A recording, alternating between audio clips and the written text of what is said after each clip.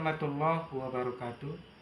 Waalaikumsalam warahmatullahi wabarakatuh. Apa kabar semuanya? Baik.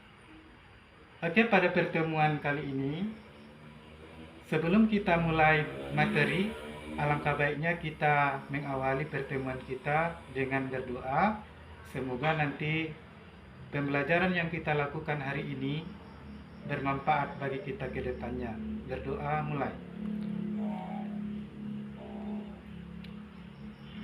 Selesai. Oke, baik. Siapa yang tidak hadir hari ini? Hadir semua ya? Ya Pak. Hadir semua. Oke, hari ini kita membahas tentang iman kepada hari akhir. Di bab pertama di semester baru.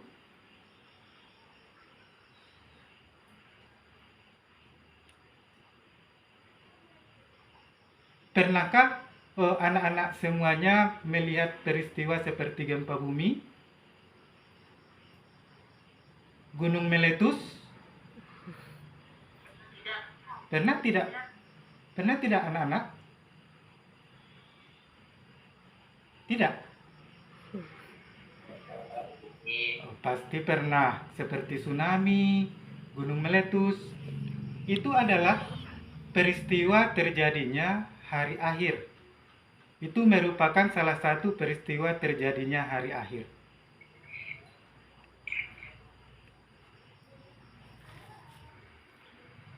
Kemudian, hari akhir itu terjadi ditandai dengan ditiupnya sangkakala oleh malaikat Israfil. Hari akhir itu terbagi kepada dua. Ada yang dinamakan dengan kiamat sukro, ada pula yang dinamakan dengan kiamat kufro. Kiamat sukro itu adalah kiamat yang terjadi pada sebagian bumi saja, atau kehancuran yang terjadi pada sebagian bumi ataupun makhluk hidup. Seperti yang Bapak sampaikan tadi, terjadinya tsunami, gunung meletus, banjir, bencana alam lainnya. Itu merupakan kiamat sukro atau kiamat kecil. Kemudian kiamat kupro yaitu kiamat yang terjadi pada seluruh bumi ini dan seluruh apa yang ada di dalamnya. Terjadi kehancuran.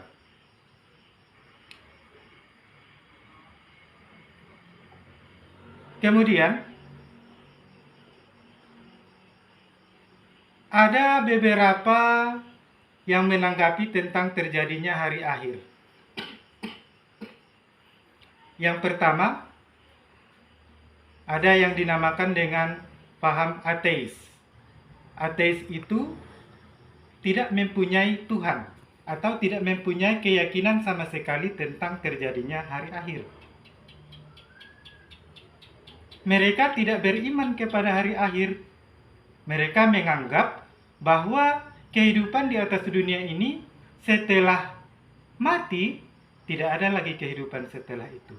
Tidak ada pertanggungjawaban. Itulah yang ateis, yang tidak mempunyai ketuhanan. Kemudian kelompok yang kedua yang menanggapi tentang terjadinya hari akhir, kelompok reinkarnasi. Itu kelompok yang meyakini akan kebangkitan ruh orang yang sudah meninggal. Bagaimana caranya? Dibangkitkan kembali dalam wujud yang sesuai dengan apa yang dilakukannya di atas dunia. Kalau dia melakukan perbuatan baik selama hidup di atas dunia, maka akan dibangkitkan kembali dalam wujud yang lebih baik lagi. Dan begitu pula sebaliknya, apabila dia melakukan perbuatan keji atau yang tidak baik selama hidup di atas dunia, maka dia akan dibangkitkan kembali lebih buruk daripada sebelumnya. Itu dianut oleh agama buatan manusia atau pemeluk agama buatan manusia, yaitu agama Ardi. Kemudian, adapun kelompok yang ketiga ialah yang kelompok Samawi, yaitu kelompok yang meyakini tentang terjadinya hari akhir, yang meyakini bahwa akan ada pertanggungjawaban kepada apa yang telah kita lakukan selama hidup di atas dunia. Baik sebiji zarah, itu semuanya akan dipertanggungjawabkan di hadapan Allah Subhanahu wa Ta'ala. Kemudian,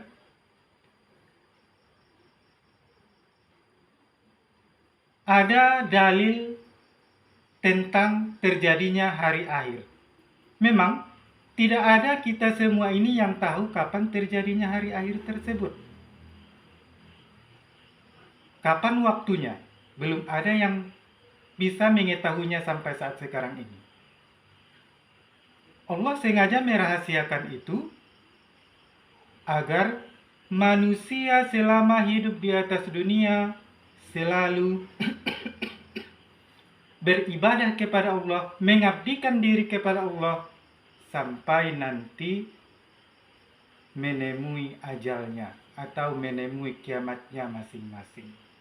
Karena itu adalah sebagai kodrat manusia atau makhluk yang diciptakan oleh Allah ke atas dunia, yaitu tidak lain dan tidak bukan untuk mengabdi kepada Allah Subhanahu wa Ta'ala.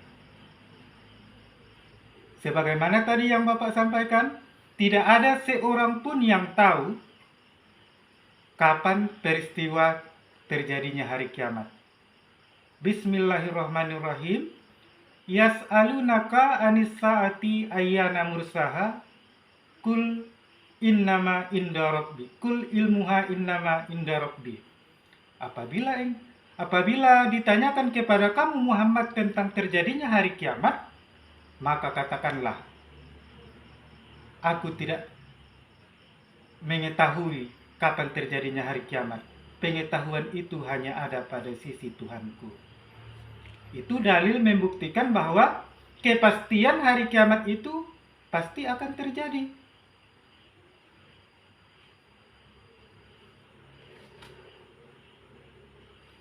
Kemudian ada tanda-tanda kiamat. Yang pertama ada tanda-tanda kecil. Tanda-tanda kecil itu merajalelanya kemaksiatan, anak durhaka kepada orang tua,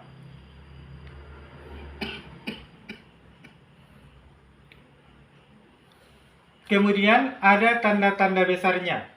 Tanda-tanda besarnya diantaranya terbitnya matahari dari sebelah barat atau dari tempat tenggelamnya, terbelahnya bulan, munculnya dukhan atau asap pedih yang keluar dari dalam bumi atau perut bumi yang membinasakan manusia. Kemudian seringnya terjadi gempa bumi. Selanjutnya munculnya dabbah atau hewan melata yang bisa berbicara dengan manusia, yang mengajak manusia untuk beriman kepada Allah. Namun pada saat itu manusia belum mau beriman kepada Allah. Pada saat itulah nanti terjadilah hari kiamat.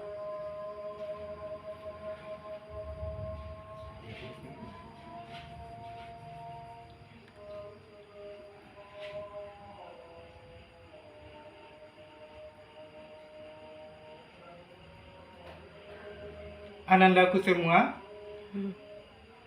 adapun pengertian hari kiamat itu, ada yang tahu pengertian hari kiamat dari pemaparan Bapak tadi?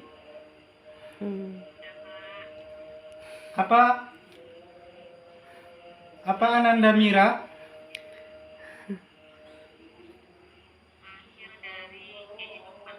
akhir dari kehidupan. Bagus.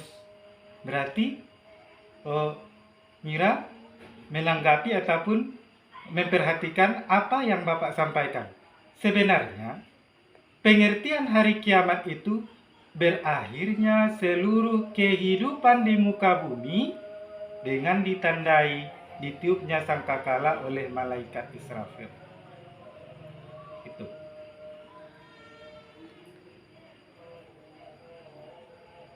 Kemudian, nama lain dari hari kiamat ada yang dinamakan dengan Yaumul Kiamah, ada yang dinamakan dengan Yaumul Haq atau hari yang pasti terjadi, ada yang dinamakan dengan Yaumuddin, dan lain-lain sebagainya. Itu tentang nama-nama lain dari hari kiamat. Jadi, ada yang perlu ditanyakan tentang iman kepada hari kiamat?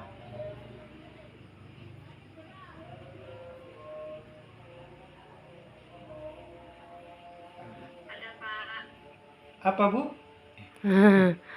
Kapan pastinya terjadi hari kiamat, Pak? Kalau kapan pasti terjadinya hari kiamat, tidak ada satu orang pun sampai sekarang yang bisa mengetahuinya sesuai dengan dalil yang telah Bapak paparkan tadi. Sedangkan Nabi Muhammad SAW sebagai kekasih Allah tidak dikasih tahu atau tidak diberitahu oleh Allah kapan terjadinya hari kiamat. Itu sangat-sangat dirahasiakan keberadaannya, dikarenakan apa? Agar manusia selalu bertakwa kepada Allah dimanapun dan kapanpun berada. Jelas? Jelas, Pak. Jelas, Pak. Ada lagi yang lain?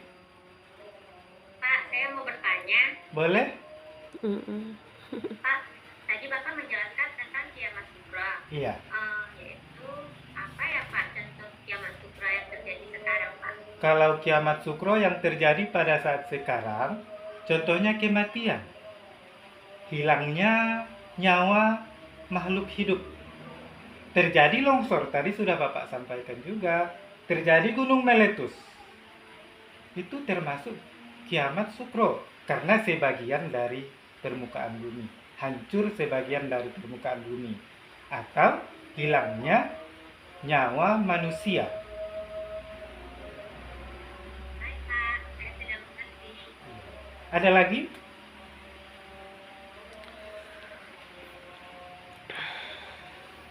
Waktu Pak Zaldi tinggal 2 menit. Ya. Oke, baik Anandaku semuanya. Sebagai kesimpulan materi kita pada hari ini, yaitu yang pertama, kiamat atau iman kepada hari akhir itu mempercayai dengan sepenuh hati akan terjadinya perubahan dahsyat yang terjadi pada bumi ini atau kehancuran seluruh alam jagat raya.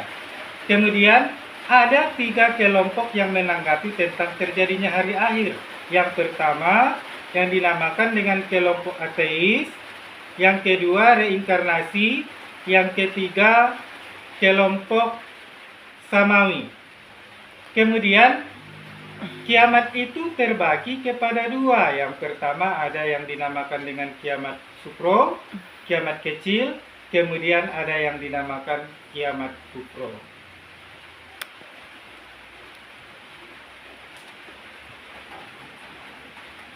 Itu sebagai kesimpulan materi kita pada hari ini. Kalau tidak ada lagi yang ditanyakan, kita tutup jumpa kita. Kemudian untuk pertemuan berikutnya kita akan membahas tentang alam gaib yang berhubungan dengan hari akhir. Silahkan Anda cari referensinya baik melalui buku, internet, agar pembelajaran berikutnya berjalan sebagai kita itu